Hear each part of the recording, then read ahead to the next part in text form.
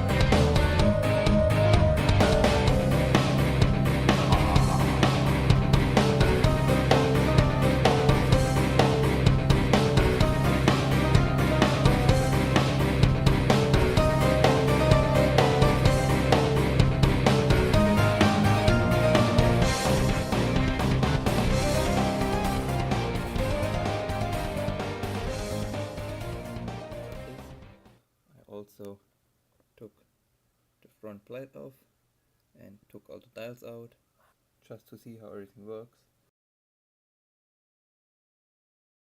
And I'm a little bit disappointed because I hoped it would work better for what I'm intended to do, but it looks like we actually have to look for a plan B. But yeah, so here's the circuit diagram, the two plugs at the end, and the red dots are all the screws. So the screws are connecting the dials and the circuit board of the dials with the spec circuit board. So I also drew at least parts of the speedometer circuit board. Not complete, just a little bit of it. I think that's enough.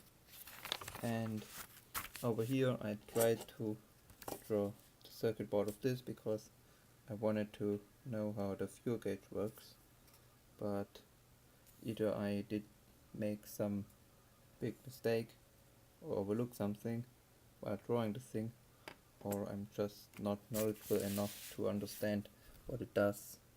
So basically this thing right here, this IC, is a comparator, and we have two transistors on there, and well, as you can see, some resistors and diodes and stuff like that, so it's all a bit weird. Basically I think it compares the signal, and if the signal goes below or upon a certain threshold, it'll turn the fuel light on, but other than that I don't exactly know how it works.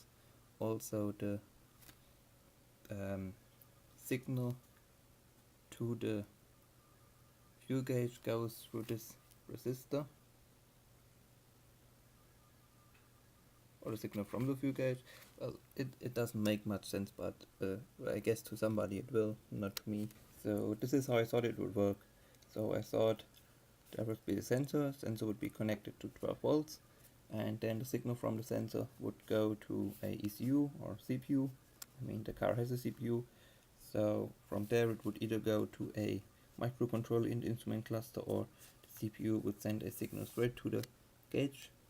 But yeah, I thought that all the sensors in the car would go through the CPU, and the CPU would do something with the signal and then send out the signal to the dash, and the CPU would also use the signal for some other stuff. So this is how it actually works. The gauges are basically two coils on each side, and on one side there's 12 volts applied, on the other side there's ground, and then there's a third side on the indicator, and that then goes through the sensor to ground. And the sensor is of variable resistance, so the sensor reading changes the resistance of the sensor, and depending on that the indicator actually moves. So yeah, no CPU, no microcontroller, sensors directly connected to the gauges. Basically how it was done in cars since probably forever. So yeah, all the sensors, coolant sensor, fuel sensor, and everything works like that. Nothing goes to the CPU.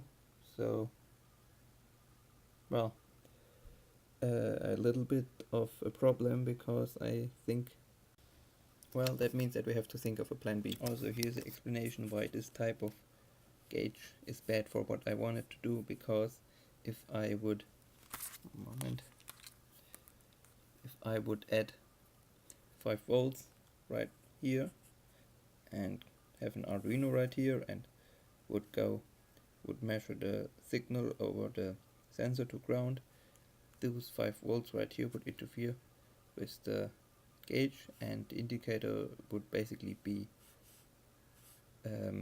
well, it would almost be centered, because if I apply 5 volts, with 6 volts it would be exactly in the center position, and with 5 volts a bit below center position, but the indicator basically wouldn't move anymore and wouldn't be affected by the sensor.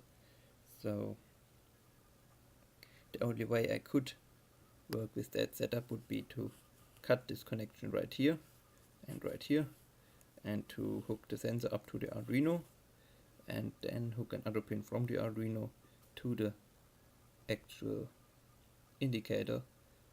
But that would mean to cut up this circuit board right here, and to basically do a whole lot of things I didn't want to do. So we won't have any coolant temperature, we won't have any fuel level, we won't have any oil pressure for now, we won't have any speed, sadly. The only thing for now we can use is the RPM signal, and as for the oil pressure and oil temperature, I will look for additional sensors. Maybe I also will add an additional coolant temperature sensor, I'm not sure if that is really that important. And other than that, I will only display the inside temperature and outside temperature and engine bay temperature on the display. And I really wanted to display the speed, but I have no idea how to do so. I might try to work with the speed sensor without interfering with the actual instrument cluster, but I don't think that will work. So yeah, I thought about using a GPS module, but that's just an idea for now. So sorry that I couldn't show anything in this video, and it was just a lot of talking, and it was also a bit of a not that much planned video, so it was a bit all over the place. I'm sorry for that. I'm also sorry for talking a bit quietly, but it's early in the morning and everybody else is sleeping, and I don't want to wake anybody up. So yeah, that's it for that video. Thanks for watching and have a wonderful day.